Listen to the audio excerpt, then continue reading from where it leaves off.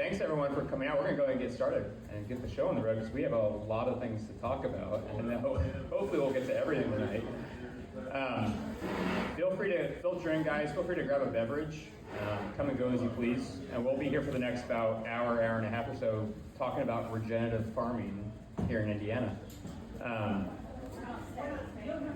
First and foremost, I just want to say, thanks guys for coming out tonight and taking your Sunday. I know for some of you after the holiday, this is like a vital time to relax and kind of renew. So thanks so much for being here with us tonight. Thanks to Fountain Square Brewing to agree to host us. We need local businesses that are willing to support and give us space. And then thanks to the farmers too, who, as people probably know, farmers don't have a lot of downtime. So they're giving up their Sunday to kind of be down here and share with us. So let's give it up for them real quick.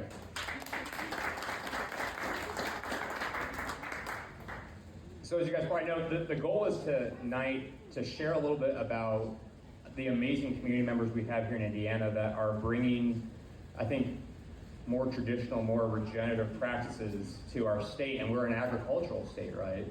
So it's amazing to be able to have these farmers share a little bit more about their perspective here. And if I haven't met you guys, my name is Aaron, and I'm a wannabe farmer, a very mediocre gardener, but I'm learning, and a lot of these lovely farmers have taught me a lot. They've been on my podcast called the Awaken Indy podcast here in Indiana. Everyone except for Tad, which we got to get Tad on, I guess, next so he can join everyone. But they've taught me a lot, and there are people that I think are doing it the right way. And that's why I want to share their message a little bit tonight.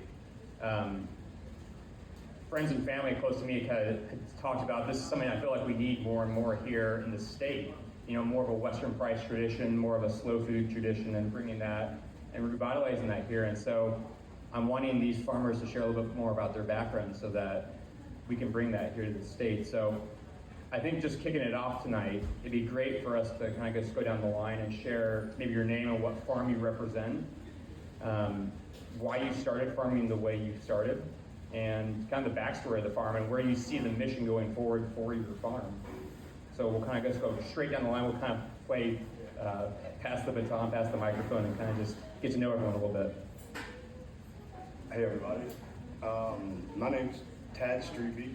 I own and operate Gypsy Green Organics down in southern Indiana, down in Corden. We're primarily a organic vegetable farm, market vegetable farm. We have a CSA. We're in a few farmers markets. We sell both off the farm and to restaurants, so we have a little bit of wholesale side to us. I guess it probably all started for me whenever I was really young because I grew up on a homestead. My parents, they built their own log cabin on a little piece of property that we ended up buying our farm right next to their property, so it all connects now. And whenever we bought the property, it was always a kind of a dream of mine to start a market farm. But taking that first step was always pretty nerve-wracking. And quitting that, especially when you have a family, quitting that 9 to 5, that steady source of income, stepping into that unknown was pretty nerve-wracking. But whenever COVID hit, that was kind of the catalyst that pushed me over the edge. And then looking around our area, it for any kind of farm to table organic option, there just wasn't anything. And knowing how living all over the United States, especially I lived in Southern California for a while, and seeing how robust the farmers markets are there and everything else, it's really, I guess, eye-opening, and you kind of want to bring that to everybody. So that was kind of my driving force.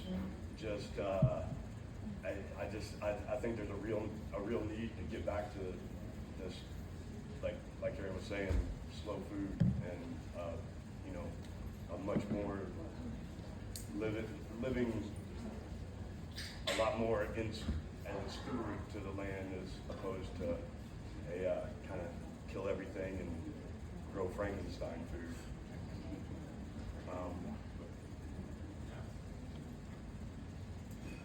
My name's Randy Kimmerly.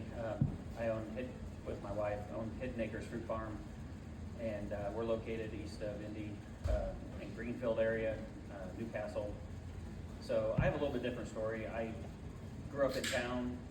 My grandfather owned a farm, and I would help with him on the weekends when I was there, through the summer once in a while.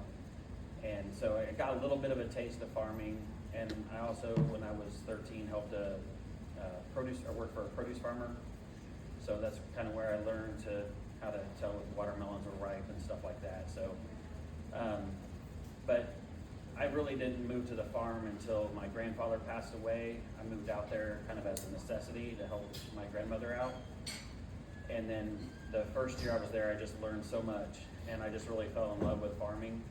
And so I got married, had kids, had to have income, so I worked a full-time job in a factory, and we had a kind of an economic downturn in 2008, 2009. So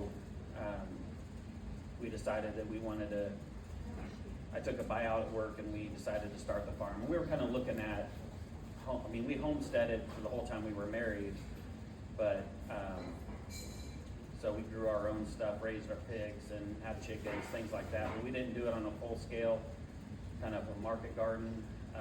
So after 2008, 2009, we really started, we planted trees, planted strawberries, and I kind of had the idea that build it and they will come, which wasn't true at all.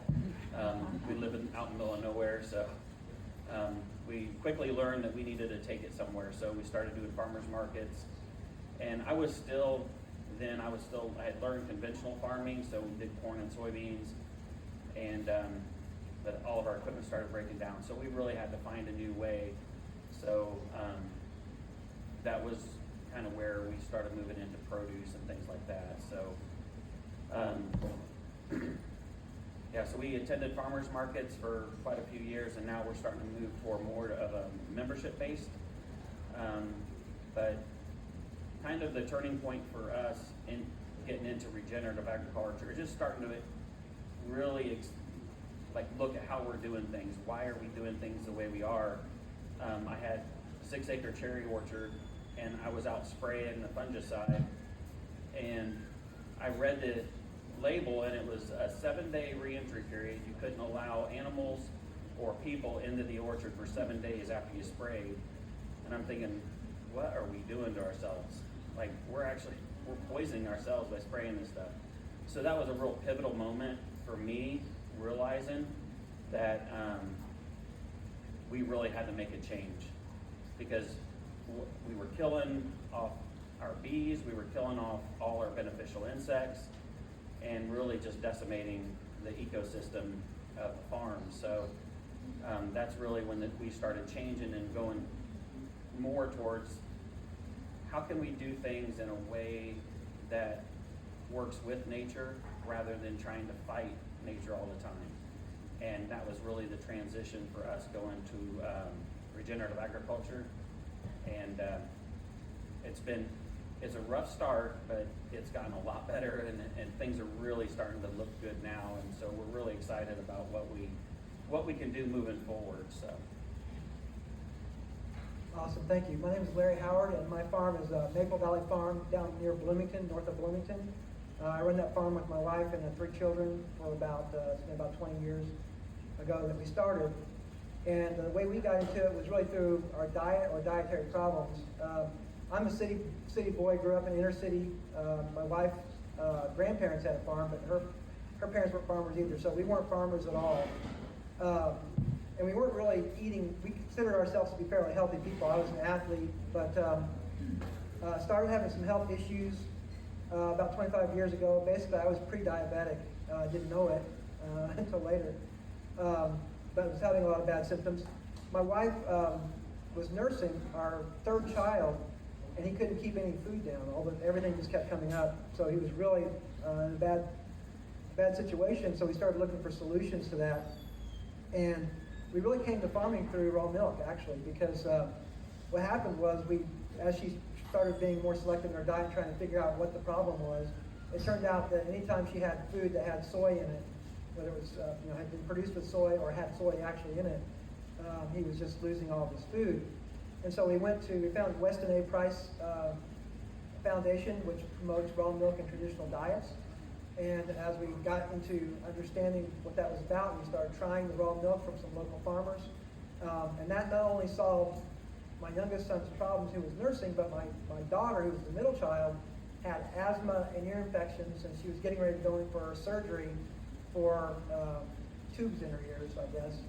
And the raw milk completely got rid of all those problems. So she just a miraculous change. And so we started thinking about this, what was going on. So at the same time, we were changing our diet a little bit from a carb-heavy standard American diet to more of a higher protein, higher fat diet. And we had bought this land, this small farm, and it really wasn't a farm. It was just a bunch of woods and pastures that were kind of grown up in wild. Had no idea what we were going to do with it other than just enjoy being outdoors. So we got some sheep and wanted to keep the pastures down with the sheep. So we started doing that, started drinking raw milk, started buying some pasture-raised chickens from another farmer, and then we had the land, so we just started doing more and more of our own. And as we did that, it was just kind of as they say, a slippery slope. So for 20 years, we've been doing that. We have a private subscription-based partnership where people subscribe to different size packages, and we produce 100% organic and grass-fed beef and lamb, and pasture-raised turkey, chicken, beef, pork, eggs, ducks. The list just keeps growing, it seems like. That's kind of what we did and how we got into that. I'll probably be the shortest speaker. I'm Alan McCamey, my wife Amy, over in the corner with our display. We run Heritage Meadows Farm, LLC, out in Hendricks County. We started that back in 2012. We came to it because we were dating, and I had outside dogs, she had inside dogs and horses, and we had nowhere to put them together. So we brought what now is the farm, 23 acres, now 43 acres. We are a livestock farm. We dabbled in produce. Produce didn't work. Everywhere we sold produce was against the produce giants of the areas. So we found our happy place in livestock. We raise heritage and livestock. We're actually, most all of our animals are on the arc of taste with slow food. So we're at that pinnacle level. We always have been. We do all our own breeding stock. We have no animals that we bring in unless we need to bring in new breeds and stuff like that. So we run an heirloom seed bank, which we are getting out of nightshades. Our tomatoes, our seeds are half price right now. Buy any, small fun. But anyways, we've been rocking the Garfield Park Farmers Market since its inaugural. We're the only vendor that's been there the entire 7 seasons, I think. So we're just down the road. We do the Indy Winter Market. We did wholesale with restaurants up until COVID, and that pretty much ruined that. Yeah. So, as you guys can hear, they have lots of different experience and lots of different backgrounds in farming, and I think that's what's going to make tonight's panel really impactful and interesting too, because they are going to have different perspectives, different experiences, and hopefully we'll be able to kind of share some new ideas. And so I kind of got introduced to everyone here being a functional medicine practitioner and an herbalist and wanting to share with my clients the best food I could find in Indiana for them, whether that was meat or dairy or fruit, vegetables. And it's hard finding a farmer who has the integrity to farm without a lot of the interventions that are artificial. And so you really have to dig deep to find these individuals. And I had my own health struggles with being exposed to even organic pesticides that caused me issues. And so I often wondered how many people were exposed to organic and supposedly safe artificial ingredients and they're having compromised health. And it can be really hard to figure out if that's the issue versus so many other things in the world, right? We have so much that's kind of rained down on us as a human being nowadays. And so some of these practices might not be familiar to some of you guys, like maybe cover crops or companion planting, raising animals that are more heritage or heirloom or more ancient species, I guess you could say. And so I think it'd be great to go down the line and kind of say, what are some practices, and I'm sure there's a lot, but maybe pick like just a couple that you feel like are unique to your farm that are regenerative, and the reason of why you do it. Like maybe why do you do companion planting over spraying a pesticide, and what do you see on your farm? So maybe just briefly, like, yeah, one or two unique things to your farm and why you've incorporated that over the years. Well, I guess I'm starting because I was the last one that did the introduction. So we were basically regenerative from the beginning without knowing the regenerative term that has surfaced in the last couple of years. And that's one thing that we've noticed, that we were just doing the right thing at the right time. And now everybody has a term for that. We're chemical free. We've always been chemical free. We've been doing the companion planting just because Amy's family has farmed since like the 1300s, something like that. It's crazy. It goes back to Switzerland. Oh, by the way, I was a suburbanite, so I didn't know anything about farming. So all our animals are on pasture 24/7. They have access to shelters. Birds sleep in the trees. Pigs lay in those mud swallows. And the garden has companion planting, or whatever that stuff's called that you say. So we do everything chemical free, and we always tout know your farmer. Establish those relationships with your farmer that you know, and if they're not hiding anything, they'll be more than happy to have you out. Now, with us, I work 2 full-time jobs outside the farm to provide for the farm, so we might have to schedule that. That's great. So just trying to put down I guess it's good to talk about maybe what regenerative means, at least to us. I guess it means putting more back into the soil, building it up, as opposed to just taking. So we hope that our practices do that. I think 3 pillars of our farming that we like to talk about are essentialism, holism, and biomimicry. Those are kind of complicated terms, but real quickly, essentialism is that everything on the farm, whether it's a rock, a piece of grass that's growing, an animal, gets to express its natural design completely. So we don't, so we want chickens to scratch, we want pigs to wallow, as you said. We want the grass to grow fully to its full capability. And we want people who are nourished by these things to be able to express themselves fully, their creativity, their drive, their work, and they can't do that unless they have actually complete nourishment. And so that's kind of the whole goal. So everything from the microbes in the ground that we're farming, that we're benefiting, all the way up to the human, there's a chain that goes from the microbes in the ground to the microbes in your gut, which affects everything that you are able to do. And so we're trying to build that and regenerate it and make it stronger. And so that's what essentialism is. Holism just means it all works together. There's no things separated off in little verticalized compartments. Everything works together as one whole. And biomimicry just means we're copying nature, the best we can. So we use a couple things like birds follow herds as one example. The herds go through the pastures, and then the birds, the chickens and turkeys and everything come in and clean all that up. So birds follow herds is a biomimicry concept. Another concept in nature is multi-species grazing. For the vegetable farmers, it's staying away from monocrops, perhaps. But for us, it's cattle and sheep grazing together. And the benefit of that is, just one, is that it really increases the pasture diversity. But another big benefit, I guess, is that they're dead-end hosts for each other's parasites. So cattle scarf up sheep parasites, sheep scarf up cattle parasites, and they can't reproduce. And so that reduces the parasite load on the entire group, thereby allowing us not to use the chemicals. Okay. So when it comes to practices of regenerative, real quick, continuous movement, high intensity or high density, and ample rest. So most of the animals on our farm, the vast majority of them are moving to fresh grass every single day. Okay, the other ones are moving probably every week or 14 days, depending on what they are. The higher the density, the faster you have to move them. So that's high density. And then ample rest, of course. It's just like doing a workout when you go to the gym, right?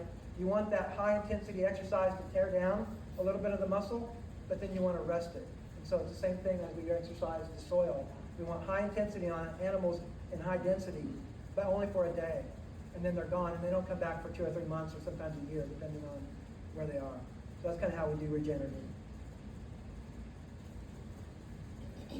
So we do vegetables and we have animals. And so kind of one thing that's unique to us is we run our animals through our gardens, and we use the animals to basically do the work that we would do in the gardens. So we move them in, they clean everything up, they eat the bugs, the chickens go through scratch, the pigs are digging, and when they're done, it's bare ground, so they don't come out. I mean, they're in there for probably a week. We do about 100 by 50 foot square, and so that's kind of one thing that's unique, that we've used that to really build our soil. And we've tried a lot of different methods of gardening to try to bring regenerative. We've tried strip gardening. I don't know if you know of any of the different terms. We've tried some different things. Back to Eden gardening is one that we've tried. So we've tried a lot of different things. And we've found that to regenerate the soil, the best thing to do is to bring animals on. It rebuilds the microbes in the soil and gets everything percolating again and growing really well. So when I said that we started out like row crop, so when we bought our farm, it was corn and soybean had been just beat to death. Like, you go out there, you couldn't hardly put a shovel in it. It was brick hard. Nothing was breaking down. The corn stalks was still in from 3 years ago. It was just dead. There was no life in the soil. And I would say 3 years of running animals on our gardens transitioned our gardens to where you can go out there and just put your hands in the dirt now. That quick of a turnover, which we've not found in regenerative to anything that works quite that fast, as animals being in there, turning the soil, doing their stuff, and cleaning up after each other, like you said, that chickens go in after the pigs or with the pigs, depending on how we're doing it, and they clean up after each other. You go out there, you don't smell animals on our farm. I don't know if any of you heard Joe Soliton. He said something that was very pivotal for me in early stages of us transitioning, was if you smell animals, then you're doing something wrong. And so that has always been our focus, is how can we mimic Mother Nature, how she works to replenish, rebuild, and we've just seen a huge transformation in our farm since we've switched. So I think that's kind of one thing that, and it makes good pigs too, good bacon, good eggs. Yeah, so since we're primarily a vegetable farm, it's a little bit different. We do have a small herd of cattle, and we've just started our breeding program of community pigs. But we kind of like they were talking about, it kind of works the same way with our vegetables, because with the rotating, we're constantly rotating different classes of vegetables through different plots. So you're never growing the same class of vegetables in the same area. It helps with not only pest control, but you're not depleting, the same minerals that plant, takes the majority of. You're not depleting the soil of just those minerals in that area. Another thing, we do make our own compost, so we add a lot of compost to our soil every year. Every time we turn over a bed, we're probably putting anywhere from an inch to 2 inches of compost on it every time. So that happens anywhere from 2 to 3 times a year. So we're constantly putting way more inputs into our soil than I feel than we're taking out. And we also do a lot with cover crops. We're now to the point where we have enough plots open that we can take different plots out of production altogether and just leave it in some kind of cover crop, whether it's clover or veg or some kind of winter crop. And all that also helps with erosion, where you see a lot of these conventional farms throughout the winter. There's nothing out in these fields, and anytime it rains, winds coming through there, it's just blowing all of that topsoil around everywhere. So we try to keep everything as covered as much of the year as we possibly can, which we've seen a huge benefit to that. I think that's kind of it. And just the diversity has been a big thing with us too. You hear it all the time with conventional farms and how bad the monocropping is, and just doing the same thing over and over again. Keeping that diversity, I think, is really important also. There's a lot of different practices there, and it reminds me that there was an Austrian philosopher, and he was involved in farming and medicine and a lot of different areas, and his name was Rudolf Steiner. You might have heard of biodynamic agriculture, and he was kind of paramount in developing that. And he'd often say, I just want to eat the potato that my grandma used to give to me, meaning that she grew and then cooked for him. And he's like, I just can't find it anymore. And I think some of the practices that each farmer has described are things that we've gotten away from. And the goal is to get back. Probably people have had a bad tomato versus a good tomato from the store, right? It's very clear there's a difference in what's being produced now versus hundreds of years ago. And we're talking about giving back to the land so that we can get back to that point, because I think we've kind of lapsed. We've allowed some things to slip. The land's needing these regenerative practices more and more and more. Now, I think a lot of people have heard the term organic, but I think that has varying degrees of impact depending on who you are, right? That can mean different things to different people. The terms natural, regenerative, beyond organic, these are things that it's hard to define, and you might find that it varies from farm to farm. So I'd be curious, maybe going down the line now, what does organic mean? Is that even a good term to use? Is organic something that we should even try to go after as far as a certification? And can we trust organic that's in the store? Is it better than conventional? And what are kind of your thoughts in that area, in that field? So we're really a young farm. This is only our third year as an LLC, and we've our organic is in our name. Just organics. I think the term organic, since the government has kind of taken over the term, has gotten so watered down that it means, for the most part, it really doesn't mean anything. If you look at the list of organically approved pesticides, herbicides, and things like that, I mean, they're just one. It's just one step below Roundup, as far as I'm concerned. You're still putting a chemical input in there that doesn't need to be there. And I don't know what a good term instead of organic would be, because the general public has become so, I guess, for lack of a better term, brainwashed into thinking that's if it doesn't say organic, then it's not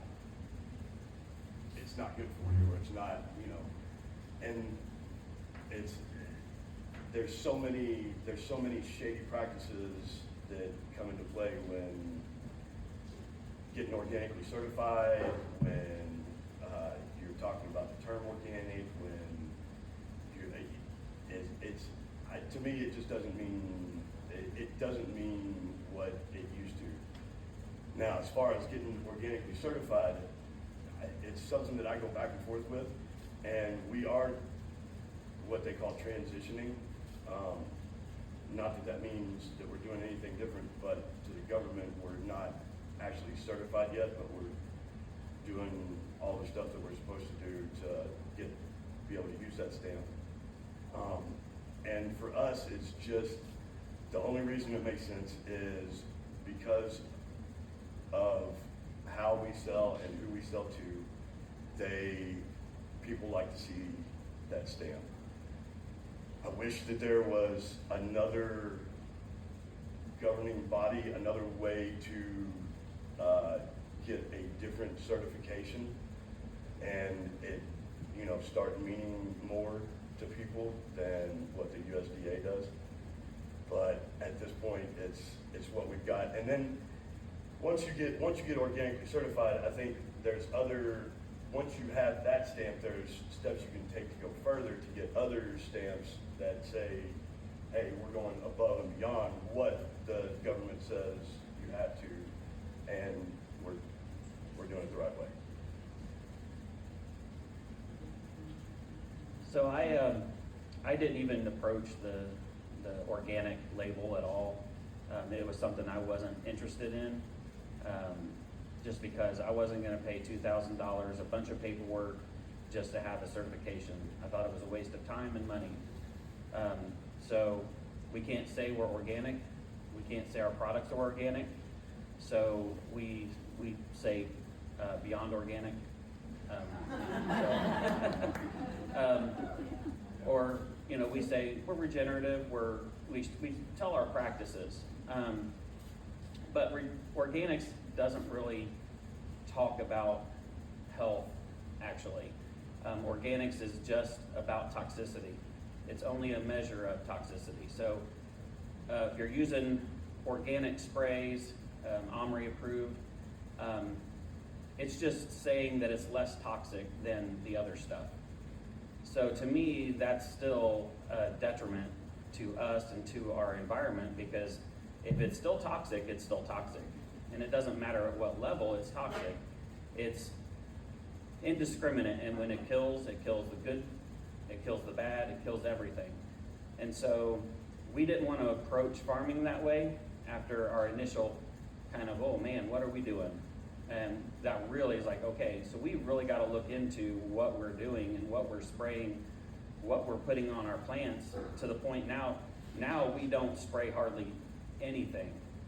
We use some essential oils as just to change the,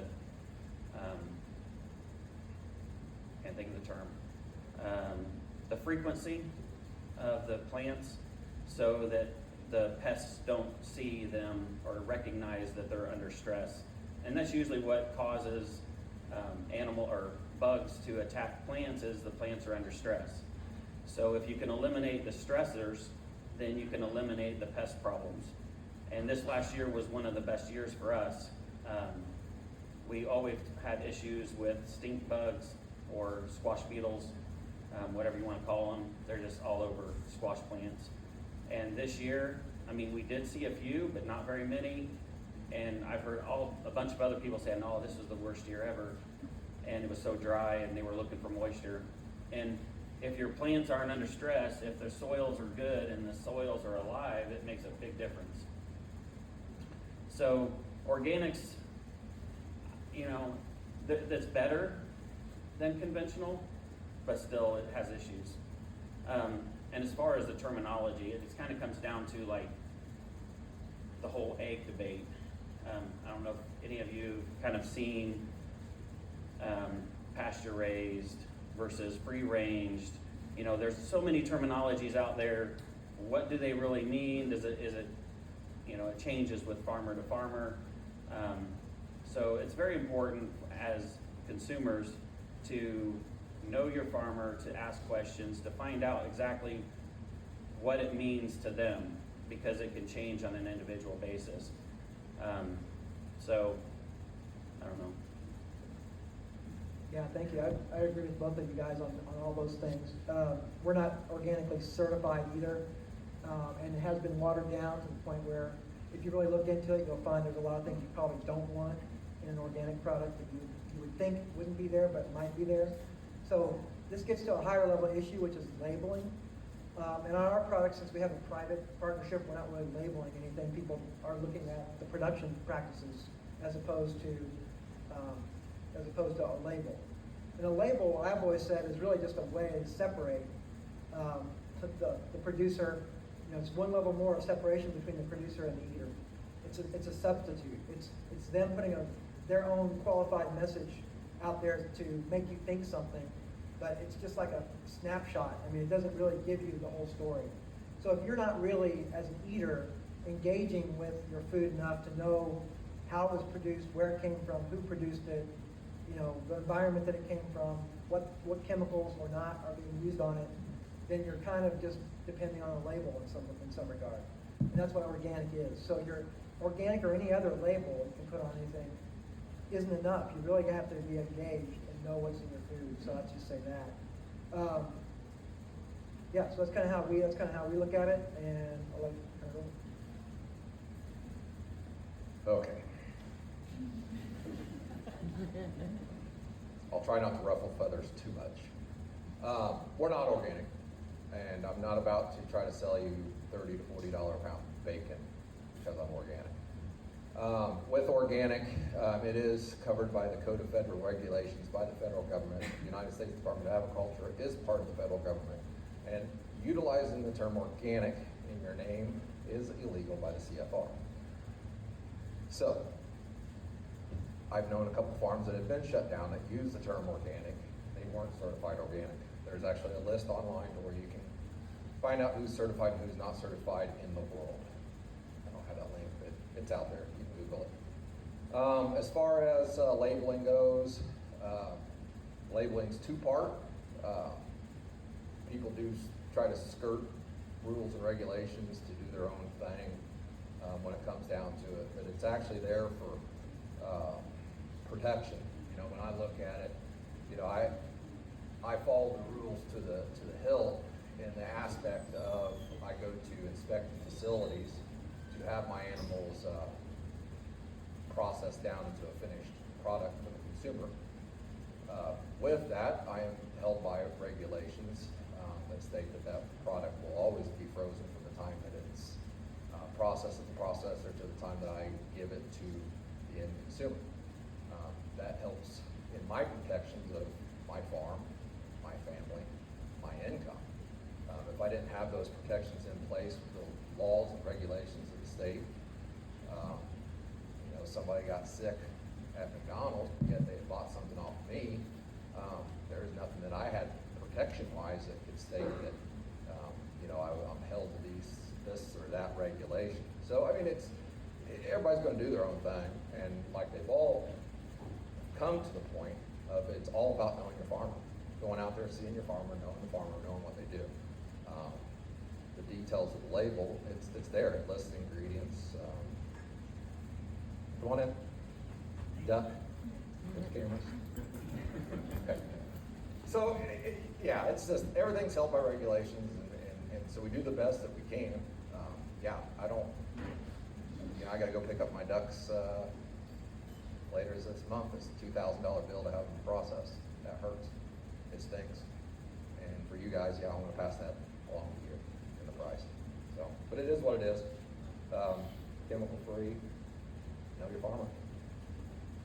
I think that's the biggest take home is that you gotta go visit your farm. You know, go walk around, have a conversation with them, look them eye to eye, and form a relationship. More importantly, talk with them regularly. And I think most farmers, if they're doing the right practices, they want you to come out and they want you to come tour the property and get to know them more and more. So don't be intimidated to ask questions at the farmer's market. You know, hound them about it, ask them. You know, they're wanting to share because there is a lot of confusion, and they want to make sure that you are getting a great product in front of you and feel comfortable with that. And for your own health, you want to feel comfortable with that too.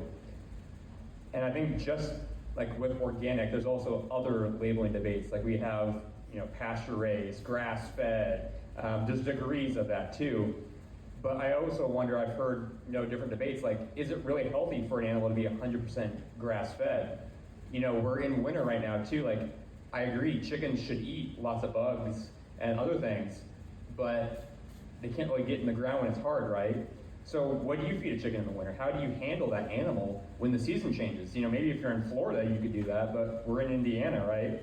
So I'd be curious too, how do you guys approach feeding your animal? And is there a right diet for an animal?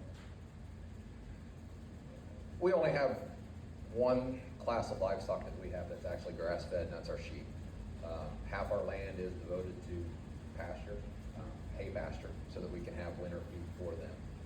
everybody else is based off of a diet of what's most economically raised in the area.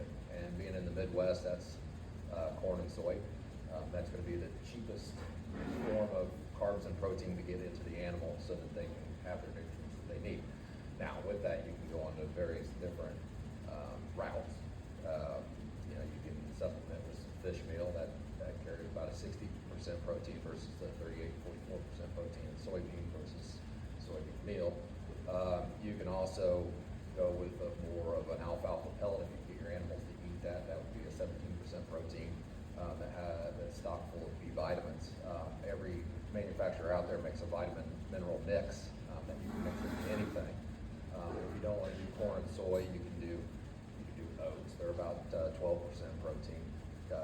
So if you do oats and alfalfa, now you're running about a 15 or 16% protein if you do those two, which is enough to sustain life in the wintertime. With that, your oats are at least non-GMO. There's not a GMO oats yet.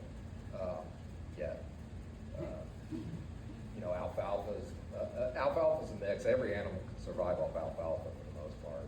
It's a very nutrient-based item.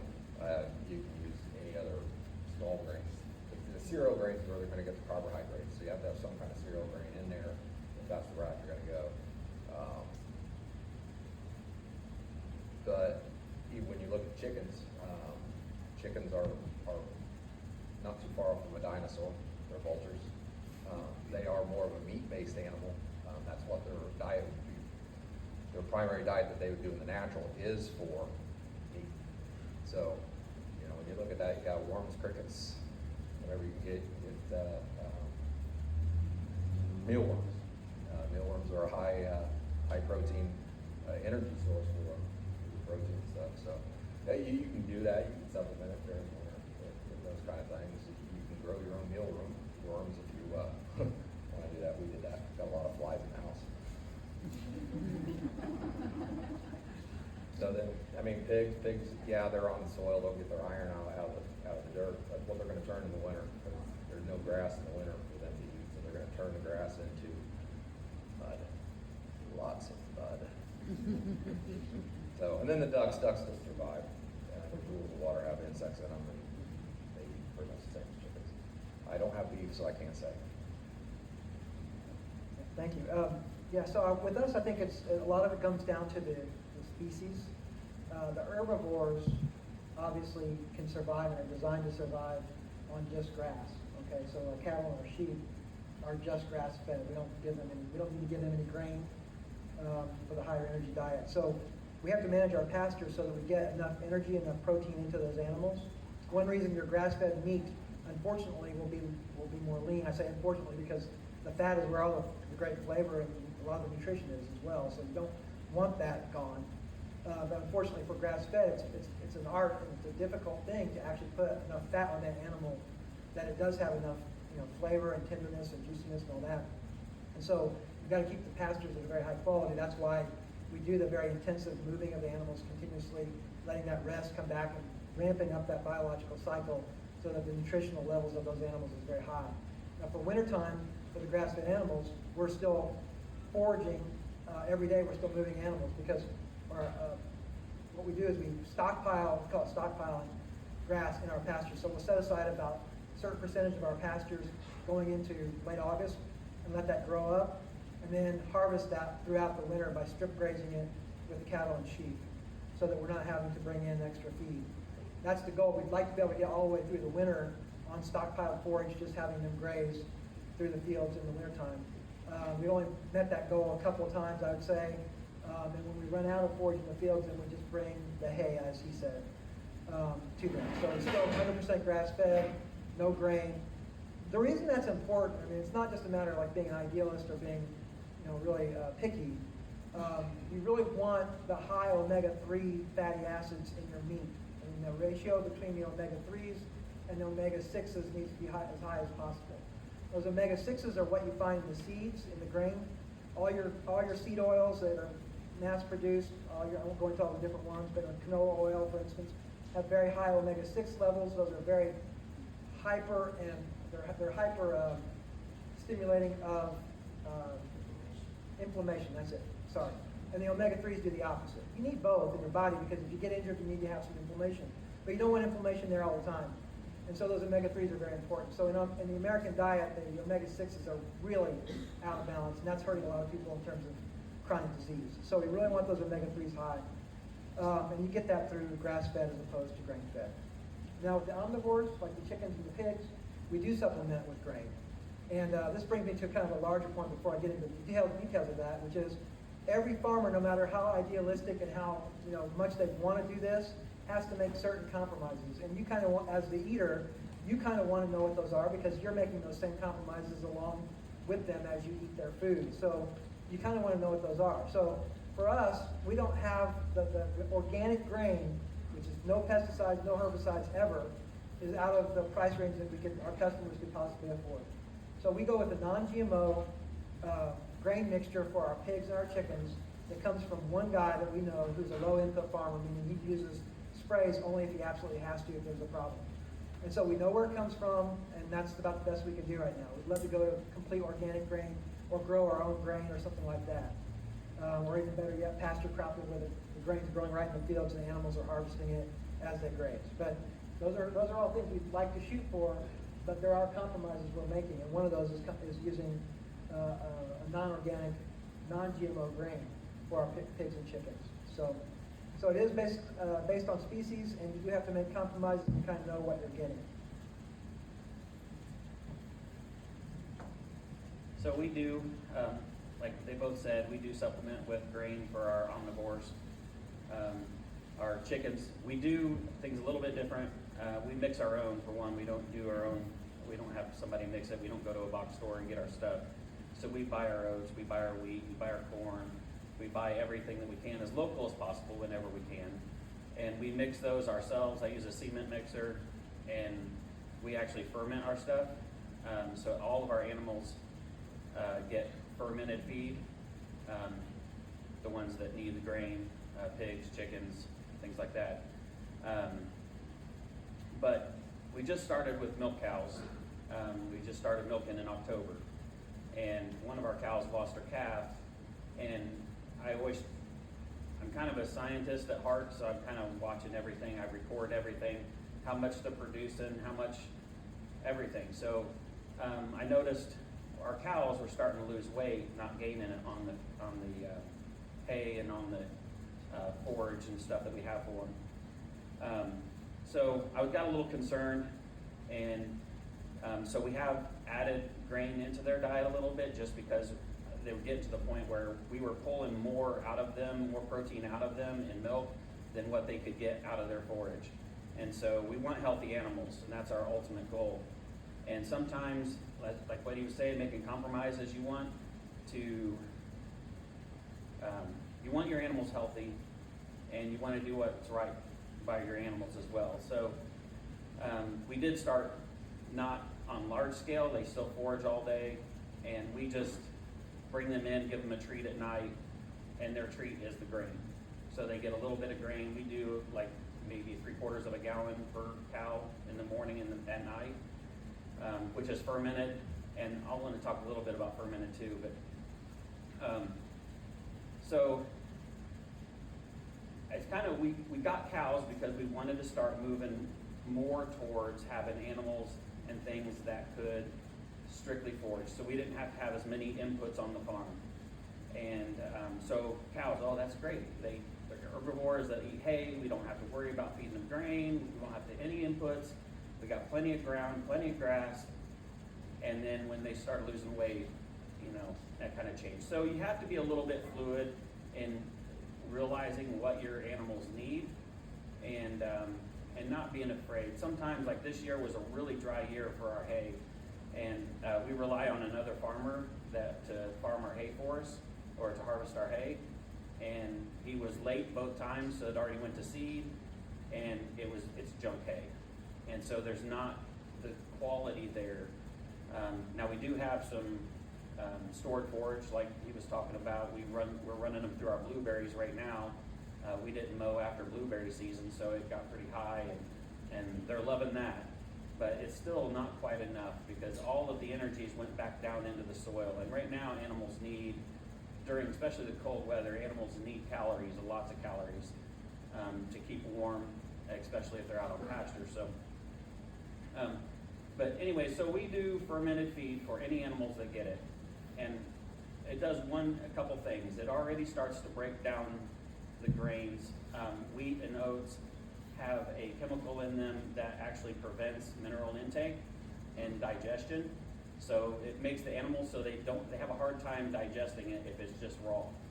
And so by fermenting it, that process of fermentation, kind of like sauerkraut, and everybody knows how good sauerkraut is for you, for your gut.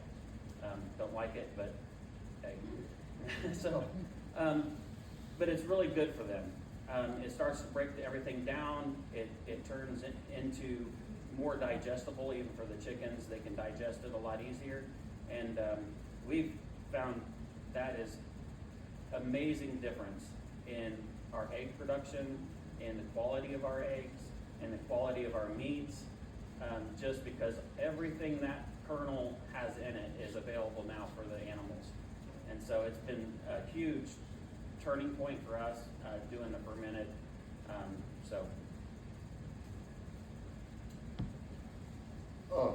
So like I said, we don't have a lot of livestock. We've got a small herd of cattle and a few pigs right now, but we do have about 100 chickens, and we do quail eggs also. A long time ago, my family became friends with a pretty sizable Amish community, and that's where we purchase a lot of the grain that we have to supplement. Not to say that, there's not shady practices that happen in Amish communities, but, it's going to be a lot less that you're going to find in a community like that than anywhere else you're going to purchase stuff from. And just a real quick story about, the importance of feeding good feed to livestock and everything. I guess it's been close to a year ago now. I don't know if everybody remembers, but there was a lot going around saying that a lot of the chicken feed that people were feeding their chickens was causing them to stop laying. A lot of people's chickens stopped laying altogether. And I firmly believe that that's the case because a lot of my friends that I say friends, they follow our farm on Facebook and stuff like that. They started coming to me because our chickens never slow down. They're like, "What are you feeding your chickens?" And it was just the feed that we were getting from the Amish. Now I will tell you, it's non-organic, non-GMO, just like you said, because obviously even in the Amish community they can't grow 100% of everything that they do. They do have to. Some of the corn and some of the soy that they use in their feed is from conventional farms. But I started stocking the chicken feed that we used and keeping it for friends to buy from us, so that they could have the same feed that we did. And every one of my friends, all four of them that started buying chicken feed through us, within 4 days, all of their chickens were back to laying like they were before. So it is super important. It's just like what you feed yourself. What you're feeding your livestock, your animals. It's better stuff in, better stuff out. I think the take-home message there is what you're eats influences your health. It goes down the line. Even that's a plant or an animal. The soil health too with those plants is integral to the health that you're going to receive as well.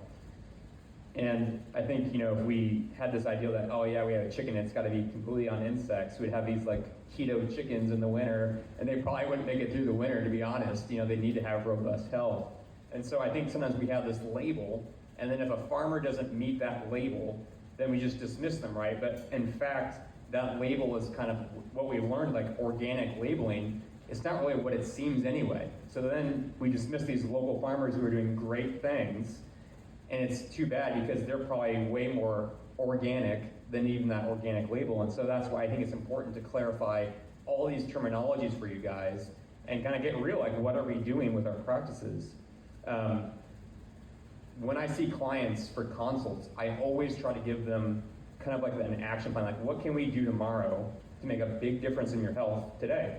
And I think that's no different than this discussion. You know, we have a group of great farmers up here, and I think it'd be interesting to talk about, as farmers, like what do we need to do in the community to steward that in an agricultural state, steward these regenerative practices, and then as a listener, like what can you guys as farmers impart to the listener? What are some things that they can do to support regenerative agriculture here in Indiana as well? Yeah, I mean, you know, it's easy to say, but it's, you know, everybody's got to eat, and, you know, supporting these farms with your pocketbook is the biggest way to help these guys keep going.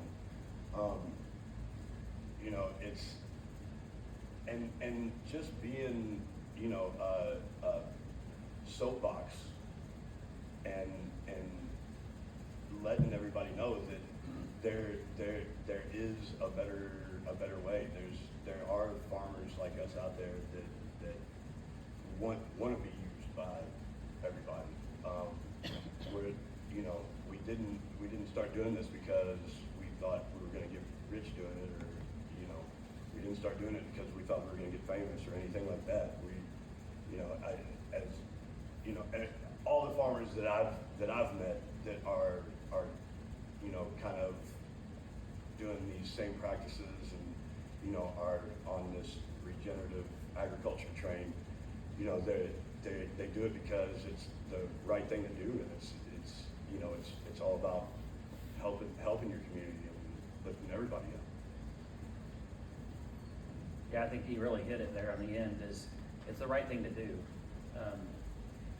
You know, you hear a lot about global warming, you know, climate change, all of that stuff. If we could get more farmers to start going to regenerative practices, it would solve a lot of that. Through carbon sequestration, through water retention in the soil, organic matter, like all of that is going to play a part in our overall health, whether it's the air we breathe or the food we eat. It all comes down to it. And for so many years, since the early 1900s, we've been destroying our fields through moldboard plowing, turning the soil. We've decimated our soils, and the soils are the living part of our planet. And so as a part of our planet, we have to make a difference. And that's really what it comes down to. We got to get it to where our planet can breathe. And I don't know if any of you have seen the radar kind of throughout the year, the carbon emissions that's being put out into the air. But in spring and fall, there's like this influx of carbon being put into the air, and it pretty well lasts all winter long. And a lot of that has to do with the fact that we're putting out so many carbon emissions through, if it's our vehicles, or, and I'm not a proponent for electric vehicles and all that, I'm not trying to say that, but I am trying to say that if we just start making some changes, and we don't have to make a huge change, but if we make a change in our soil where our soil can now start pulling that back down in and storing those carbons, we'll see that diminished. And I was actually listening to a doctor recently was talking about how it's funny how flu season is correlated with the carbon emissions, the spike in carbon emissions, and then you got flu season hits us. And flu season sticks around until you see those carbon emissions drop.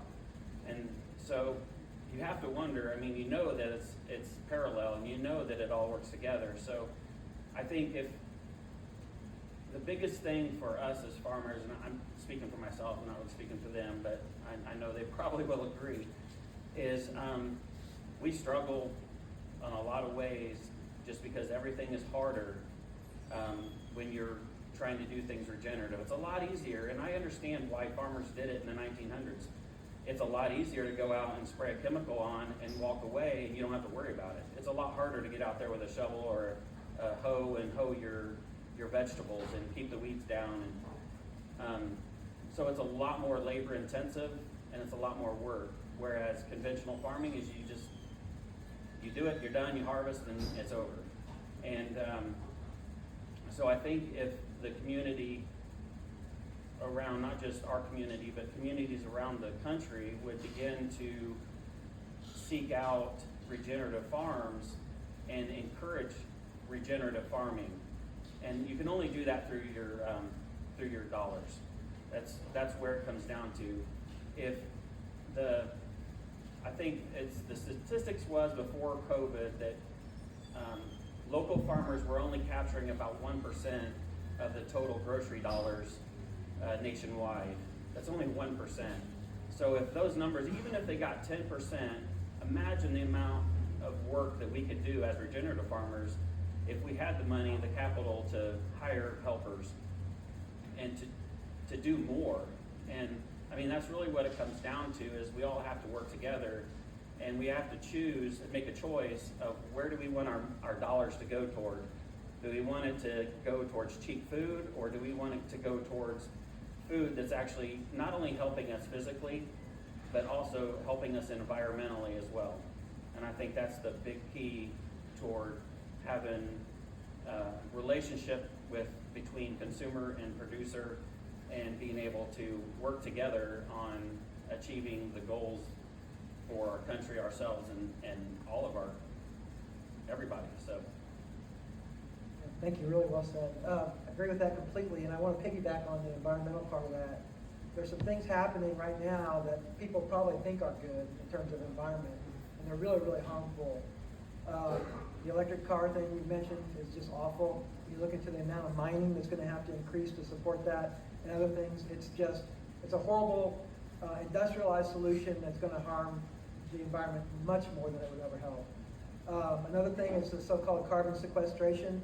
The way it's being done, we've got plants going up in Texas right now to actually pull carbon from the environment, from the atmosphere, and they're going to pipe that and pump it to northern Indiana, put it under the ground, supposedly where it's supposed to stay. These things are just, these so-called solutions are just atrocious. First of all, I mean, you're going to create the biggest desert in the Southwest United States. It's already partially a desert.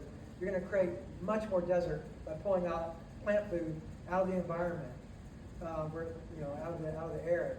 But even if you're trying to pull carbon dioxide out of the air, the best place to put it is back where it belongs, in the soil, where it can actually grow plants and grow nutrition and create a cycle that's beneficial.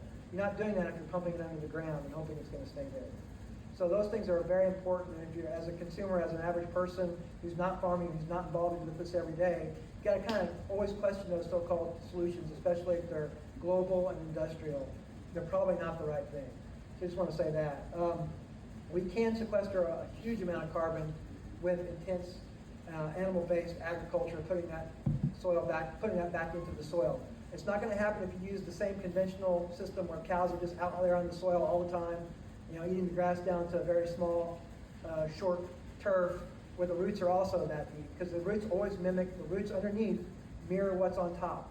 So if you're not getting 8 to 10 foot tall forage in the summers like we are on our farm, then you don't have 8 to 10 foot deep roots either. And you're not sequestering as much carbon. Every time our animals go through there and they chop that forage down and mat it down, all those roots also fall off. It puts all that carbon back into the ground where it can be digested by the microbes, increasing the microbe population, storing huge amounts of carbon into the soil. So those are important things. And so yes, do support regenerative agriculture with your dollars.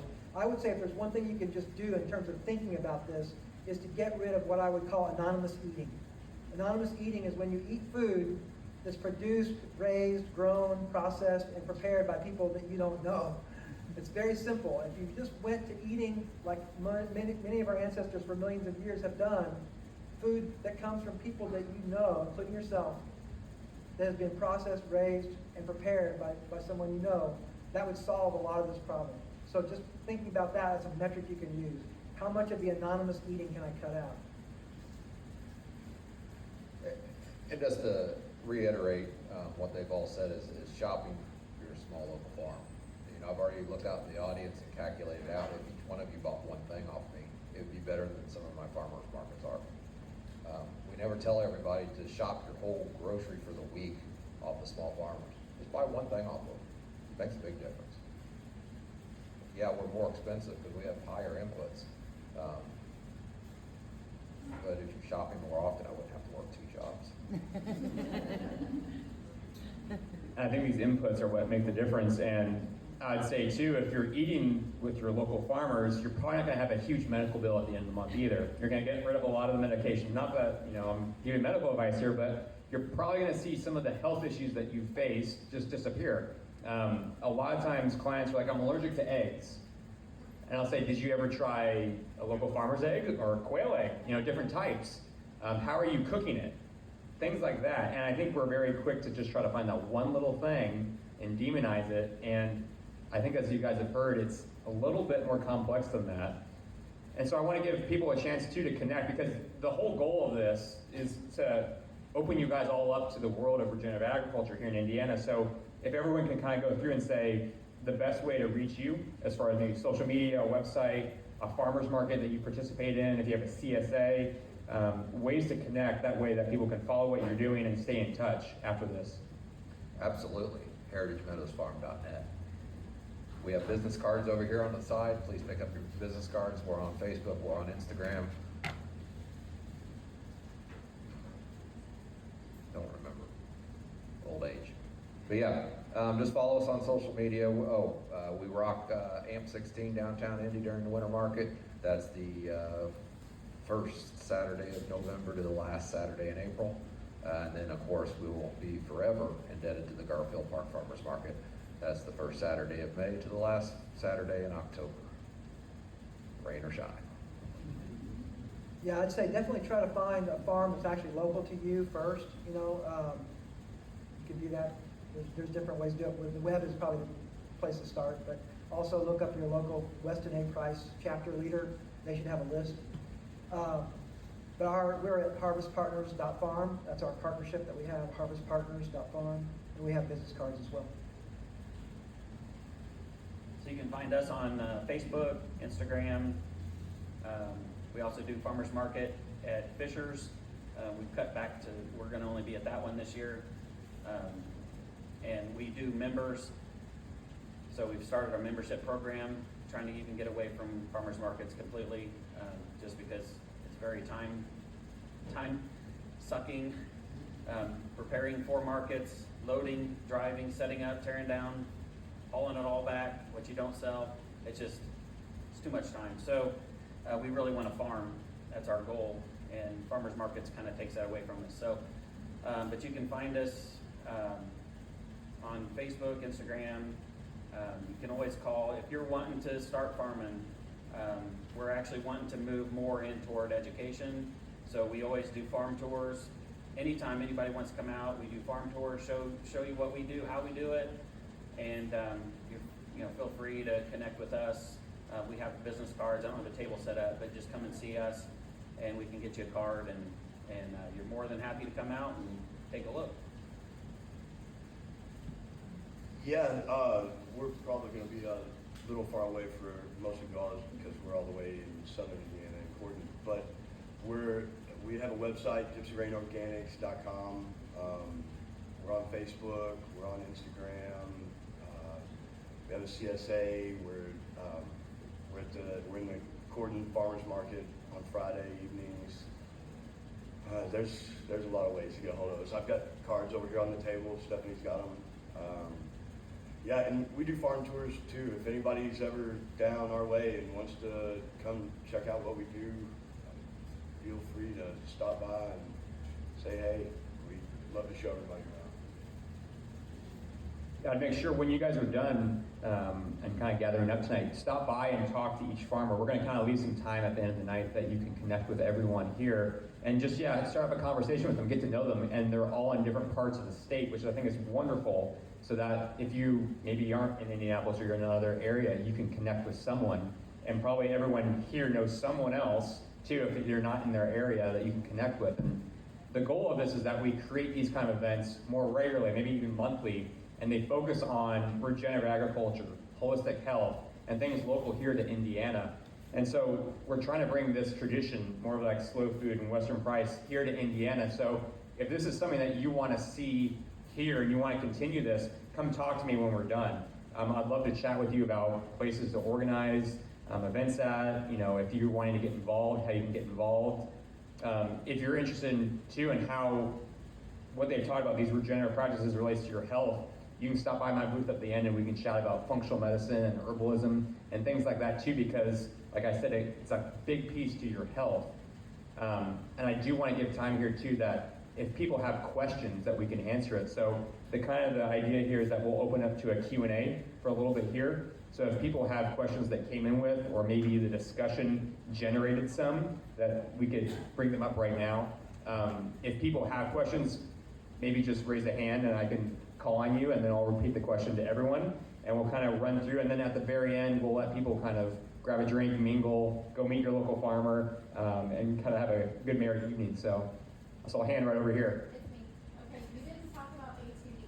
Something that never makes sense to me is when we support local farmers and great food, but we're still spraying our yards with the same pesticides. So the question was, why are we still spraying our yards with things, and what's up with that? Because everybody likes pretty grass. That's 1 inch tall. We use our sheep to mow our grass. It's a horrible sight, but yeah, a lot of poop, a lot of flies, but hey, it's worth it. I don't know. It doesn't make sense to me. I don't mow. Well, I'll take this one. It's just another industrial commercial thing that people like Monsanto's Roundup. The whole thing is you're not American if you don't have the perfect green lawn, and that's what was blasted, putting your faith in everybody's face for so long that it's been kind of ingrained that unless you have this perfect Bermuda grass lawn that shouldn't even exist, then you're doing something wrong. It's just I think it's just been a brainwashing, and it's just that simple. And if anyone's been to Karen's house, they'll know that she utilizes not grass. She gets rid of grass quite regularly for opting into plants instead, and also, I guess it's the ground for chickens, you could say. Yes, right over here. Not so much a question as a comment to add on to your organic and regenerative discussion. Appreciated that discussion, and something that I think is really important to note also is we can be organic and not regenerative. They're not the same at all. Very, very far apart. And just like we can raise grass-fed animals and not be organic or not be regenerative. Well, yeah, and that goes back to that label, because you can put a certified organic label on your product and your vegetables have never even seen soil. Well, it has more to do with the practices. And regenerative is about biology and soil health, and Right. organic and grass-fed and all those things can be so far from regenerative. Yet they may still be better than a commercial alternative, but it's just different. So I think it's important to recognize that. Absolutely. One thing about that too, we talked about how the practice-oriented stuff is better than just using the label. I think even better than practice-oriented, where we need to go, and this is just, again, dreaming probably, but if we could get there, it'd be ideal, is actually just being able to test your food and know what's actually in it. And then you don't have to worry about the practices. If they don't have any toxins in their food, if you could bring your lettuce or whatever home and run it through a little scanner and tell you exactly what's in it, I think that'd be ideal. And people are working on that. They've got these handheld spectrometers now that are doing a pretty good job of that. But if we could get to where we can actually just test everything and know that how many nutrients are in it, it's nutrient dense, that it doesn't have toxins, etc., that would be wonderful. An easy way to test your food, not for toxins, but for nutrient level, is just test the bricks. Test the bricks level. Yeah, and another concept when it comes back to labeling, and I don't do this, but if we said that this was one concrete pad right here, and if I bought organic hay, and I stuck 500 cows in this building on organic hay, it'd be organic grass-fed beef, period. Disgusting. We have a question right up front. Yeah. Is there anything that you would say that we could do to contact our legislators that would help you at a state organization level? You hit the magic bullet. How much money do you have to line their pocket and their political aspirations? Okay, so it's like the national, got it. Yep. Yeah, we fought for years. I mean, we were put out of business overnight by legislation that changed, getting rid of the federal poultry exemption, which allowed you to do 20,000 chickens on your farm without inspection, and they cut it down to, I think, 1,000, 2,000 or 1,000, I can't remember. We fought for years. We were put out of business. We went out of business for about 3 years. Fought that, got it back in. It was 2,000. Then they slowly chipped away at that again, and now it's, I think, back to 1,000, and it has to be frozen and all this other stuff. So we need to change that. We need to get the poultry exemption, the federal poultry exemption back in place. We need to get that exemption extended to cattle, sheep, and pigs. Why, if you can do 20,000 chickens on your farm, why can't you do 50 sheep or whatever? It needs to be proportionate. We also have these little consignment food stores that are popping up all over Indiana that allow farmers to have basically a 24/7 farmers market. But they're not treating those like farmers market. They're treating them like retail, and there's got all the regulations and everything on it that retail has. So we need to get that changed. Those are just two things, but the big thing we need to do is get the Indiana, what is it called, Tina? Food Freedom Act? Yeah, the Food Freedom Act in Indiana. Other states have kind of gone with some weaker versions of it. The Indiana Food Freedom Act is very strong. It would be perfect, and we need to get that passed. Yeah, I think the big thing is that has to be the community thing. It's really difficult for us as farmers. I know, speaking for myself, I barely have time to keep up with what I'm doing. So to go and petition Congress or our legislatures or whatever, it's something that physically I cannot do. And I'm sure that everybody else is probably in the same boat up here. I mean, we're loaded down with all the work that we have. So it's really got to come from a community. It's got to be a grassroots thing from the community that really want to see healthy food again, and make that a priority. Yeah, it's definitely.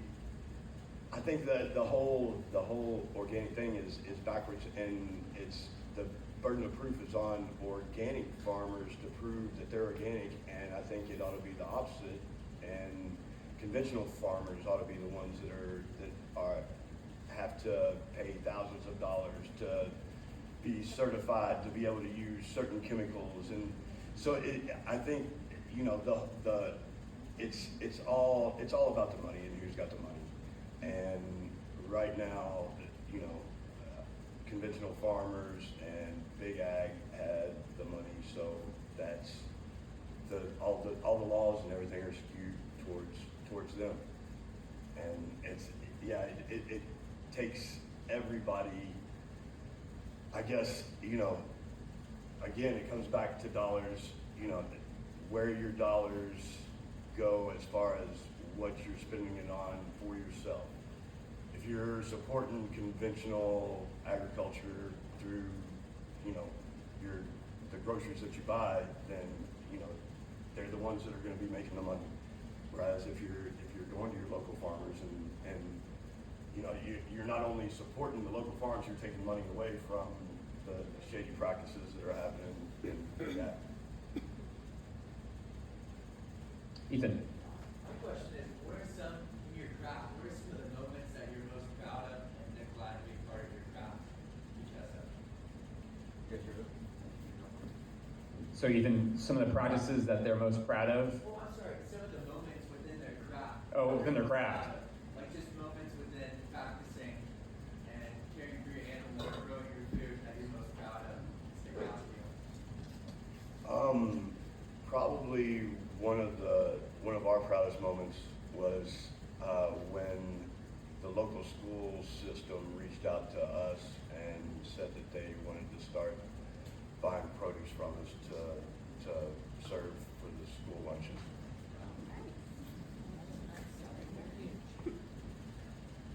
Wow. That's a tough one. I'm pretty proud of how we do things as a whole. I mean, I'm proud of the fact that when someone eats my stuff, I know that they're getting healthy food. I'm proud of when I know they're eating my eggs, or the egg, not my eggs, but the chicken's eggs. That they're getting the most nutrient dense foods possible. And I mean, that's what I'm proud of. I'm proud that I haven't been to the doctor in 15 years. So, I mean, it's a tribute to how growing good food and eating good food, how it affects you. And I'm not a doctor either. Well, that's great. I think about my children. I've got 3 children. 2 of them so far are working on the farm. So just part of our goal starting off was to have a multi-generational family business, and we're really proud of the fact that 2 of them, like you said, I think coming from a farming background, there are people who just don't want to do conventional farming, and a lot of the kids just leave and they want to go somewhere else and get away from it.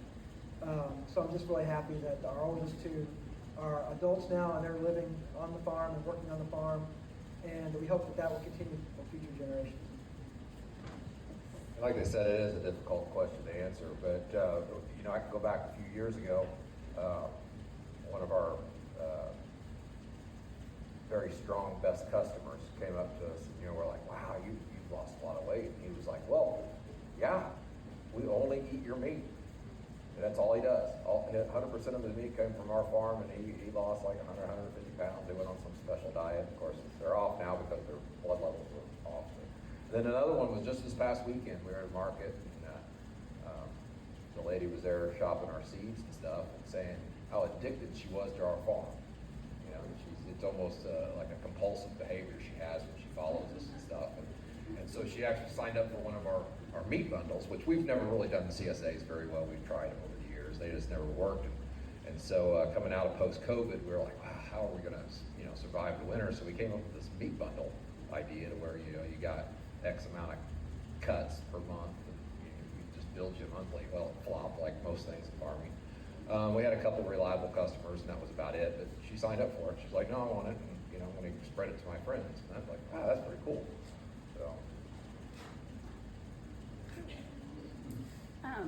So I heard, Larry, you mentioned the bionutrient food meter and everything, and so I'm familiar with the BFA. So I heard you mention that, and then as well, you mentioned more of like some biodynamic practices with your essential oils, and it just got me thinking, like, are there any what farmers or educators or pioneers or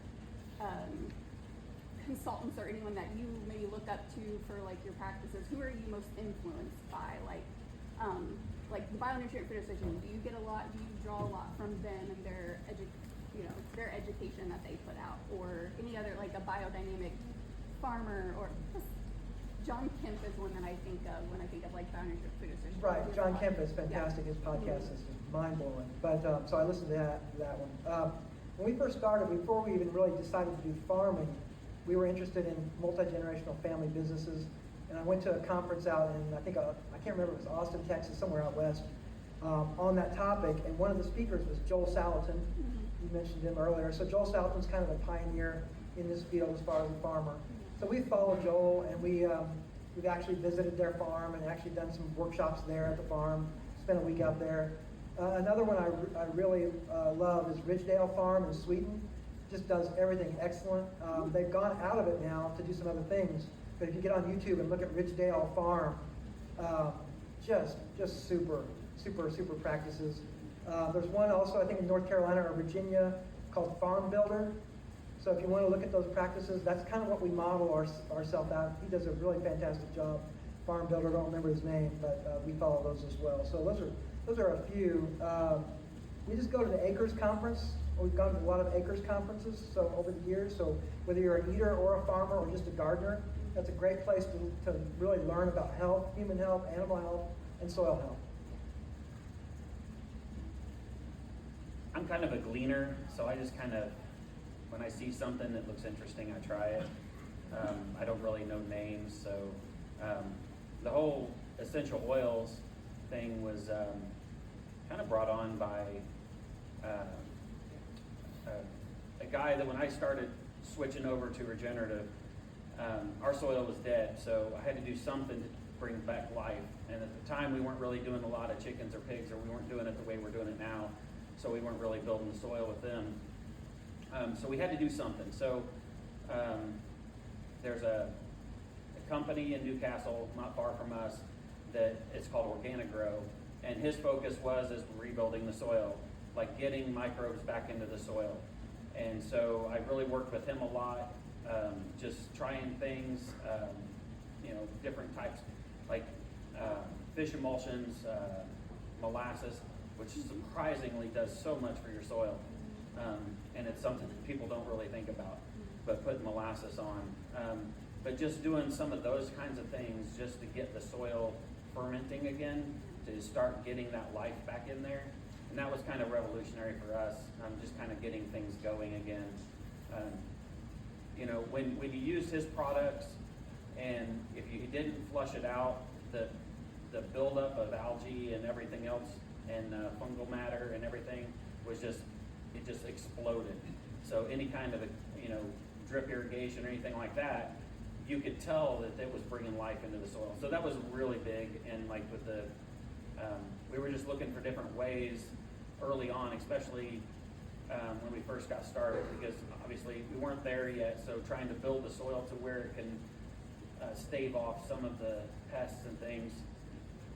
We were looking for different ways, and one of the things that just popped up is, peppermint's good for keeping certain bugs away. So is cinnamon, and so I just started researching, and internet's just a wonderful place to find all kinds of information. Maybe too much sometimes, but it was just doing my own research, and even mixing my feeds, what I'm feeding our animals, like down to that, just trying to figure out and just doing the research.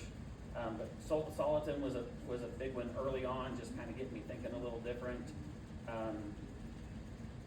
Justin Rhodes, I watched him a little bit. There's lots of different people on YouTube that I would watch and just kind of glean information from, but it can't really narrow it down to just one person. They're people too, so they have good ideas, and it's good that we, as a community of farmers, that's what's really good, is connecting with each other and just bouncing ideas, like what worked, what didn't work, and so we're not just starting over. So for me, it's basically been three guys that I've really looked up to and read and follow. One, he's a really old school market farmer, Elliot Coleman. He's put out a lot of books, and he went as far as to go over to the south of France and study years ago, and how they do a lot of the worldwide well-known market gardens that are there.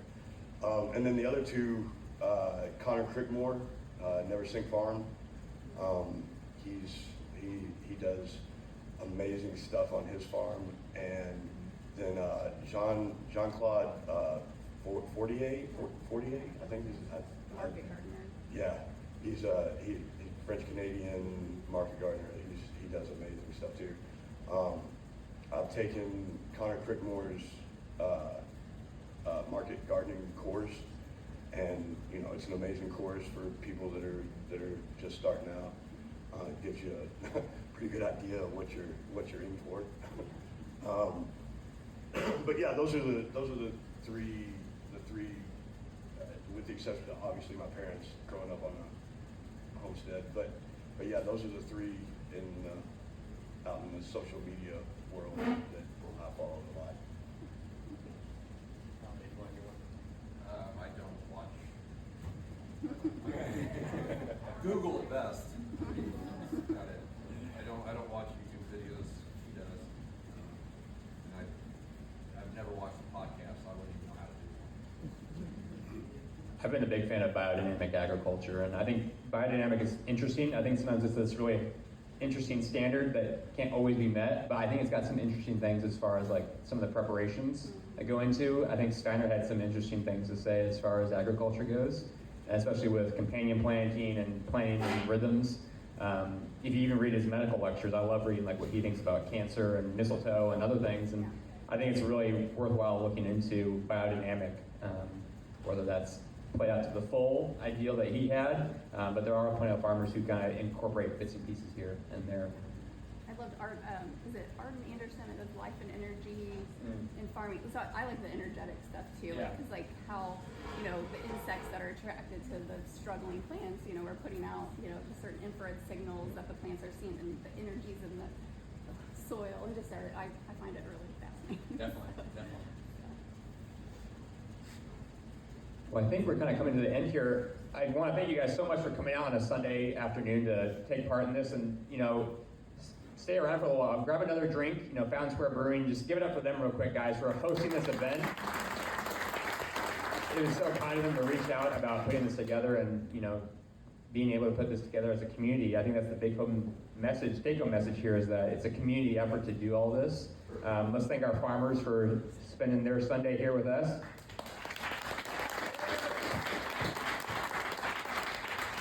And so we'll kind of open it up. So yeah, feel free to grab another beverage. The farmers will be accessible. We'll kind of all stand around a booth. And if you guys have questions or comments or want to discuss further, feel free to come chat with us a little bit more. But yeah, thanks for coming out tonight, guys. Appreciate you.